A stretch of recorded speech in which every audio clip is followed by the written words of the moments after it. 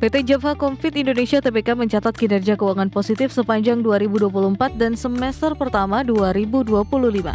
Direktur Java, Leo Handoko Laksono bergaskan strategi perusahaan kini fokus pada produktivitas, efisiensi, serta inovasi untuk menjaga daya saing di industri peternakan.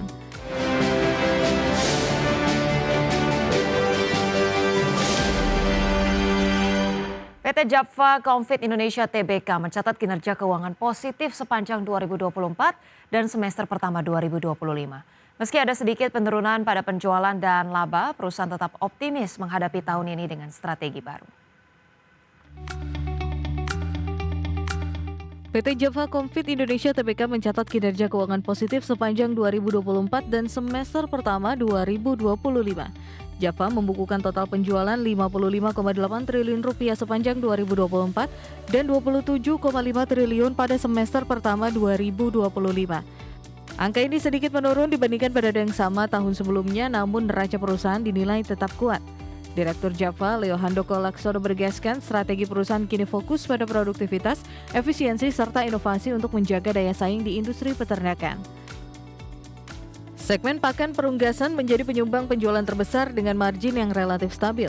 Sementara itu, peternakan komersial dan sektor hilir juga berkontribusi besar seiring dengan dinamika industri yang terus bergerak. Adapun Java juga menaikkan belanja modal hingga 930 miliar rupiah pada 2025 yang diarahkan untuk program digitalisasi dan efisiensi biaya di seluruh unit operasional. Tak hanya fokus pada bisnis, Java juga mengedepankan program tanggung jawab sosial melalui inisiatif Java for Kids. Program ini terbukti mampu menurunkan angka malnutrisi di 15 lokasi sasaran pada 2024. Perusahaan menegaskan komitmen jangka panjang untuk mendukung ketahanan pangan nasional, menyediakan protein hewani yang sehat dan terjangkau, serta memperkuat sektor hilir demi pertumbuhan berkelanjutan. Berbagai sumber IDX Channel.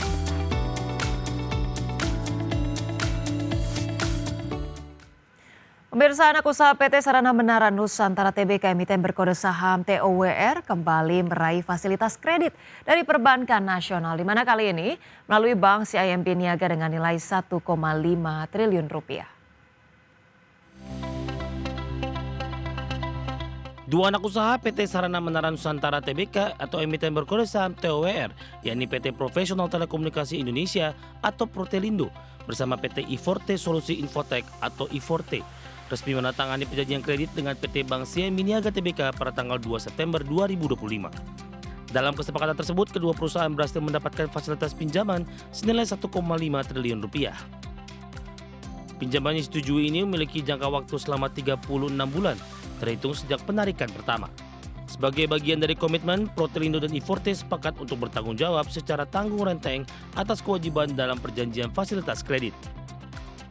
Manajemen TOWR menegaskan bahwa pelaksanaan perjanjian kredit ini tidak memberikan dampak negatif yang material.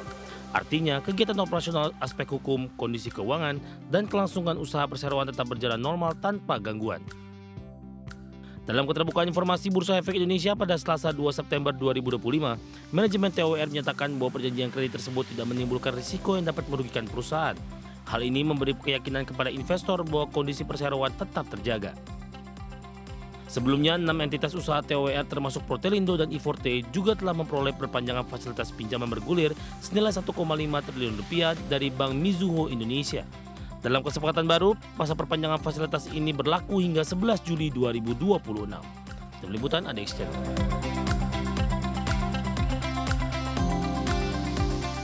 Pemirsa, PT Humpus Maritim International Tbk emiten berkode saham HUMI terus melanjutkan strategi ekspansi armada maritimnya. Lewat anak usaha, perseroan kini kembali menambah 1 unit kapal tunda untuk memperkuat posisi di industri perkapalan nasional. PT Humpus Maritim International Tbk atau emiten dengan kode saham HUMI terus memperkuat armadanya lewat anak usaha PT Humpus Transportasi Curah atau HTC.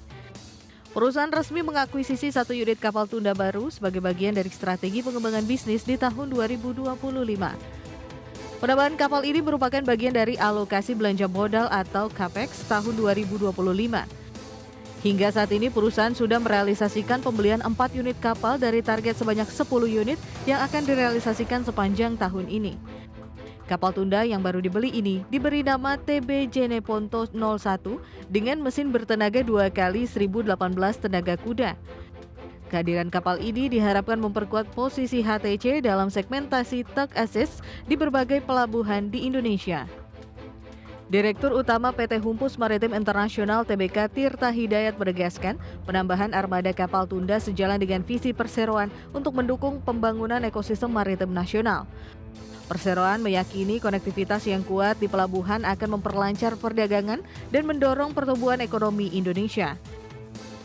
Dengan penambahan TB Jeneponto 01, total armada HTC saat ini menjadi 25 unit kapal tunda dan 3 unit barge.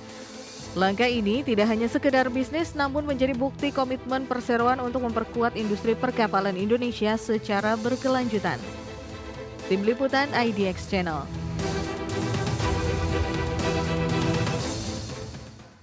Pemirsa, Bakri Group lewat PT Bakri and Brothers Tbk bersama anak usahanya PT Bakri Toll Road Indonesia resmi mengakuisisi seluruh saham PT Cimanggis Cibitung Tollways, di mana nilai transaksi ini mencapai 3,56 triliun rupiah dan menjadikan Bakri Group sebagai pemegang saham tunggal.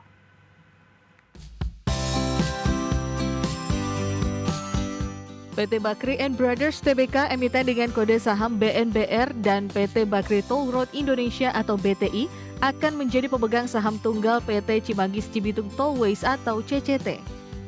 Transaksi ini mencapai 3,56 triliun rupiah dan menjadikan Bakri Group menguasai 100% saham tol Cimanggis Cibitung.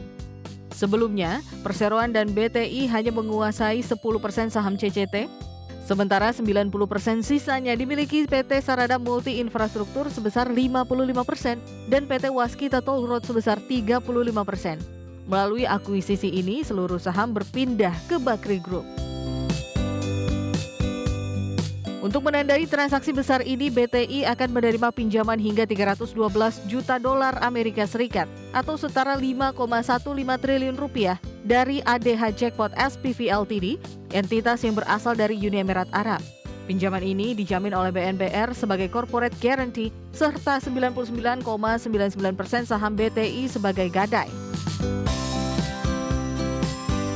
Manajemen menjelaskan pinjaman jumbo ini akan digunakan untuk membiayai akuisisi saham senilai 3,56 triliun rupiah, melunasi utang CCT kepada SMI dan WTR sebesar 2,56 triliun rupiah, serta membutuhkan persetujuan RUPS pada 8 September 2025. Sisa pinjaman juga akan dialokasikan dalam bentuk pinjaman bridging 2,7 triliun rupiah dan pinjaman convertible 900 miliar rupiah dengan bunga 12%. Selain itu, Bakri Group juga akan mengucurkan pinjaman operasional 100 miliar rupiah untuk CCT dan membayar biaya agensi serta konsultan senilai 582 miliar rupiah. Untuk mendukung proses akuisisi ini, Bakri Group telah menunjuk Cipta Dana Sekuritas Asia sebagai penasihat transaksi. Tim Liputan IDX Channel. Nah, pemirsa, kami hadirkan informasi seputar IHSG pada penutupan perdagangan sesi 1 hari ini, pemirsa, 4 September 2025, di mana IHSG terpantau melemah tipis 0,2% atau melemah 16 poin ke 7.869, sebab menyentuh level tertingginya di 7.899,7, level terendahnya di 7.855,7. 297 saham menguat, 361 saham melemah, dan juga 145 saham stagnan. Dan kita lihat, pemirsa, saham-saham yang menjadi top gainers pada sesi perdagangan pertama. Di sini ada MDKA dengan penguatan 3,1%, disusul saham Bumi dengan penguatan 1,7%, ADRO menguat 2,02% dan Raja menguat 4,07%. Dari top losers, pemirsa, ada Antam yang melemah 2,01%, kemudian Indi melemah 5,42%. BRMS melemah 3,85% dan PSAB melemah 3,28%. Dari pergerakan sektoral, pemirsa, penguatan dipimpin konsumsi primer dengan kenaikan 1,74%, teknologi 0,14%, barang baku melemah 0,7% dan kesehatan melemah 0,58%.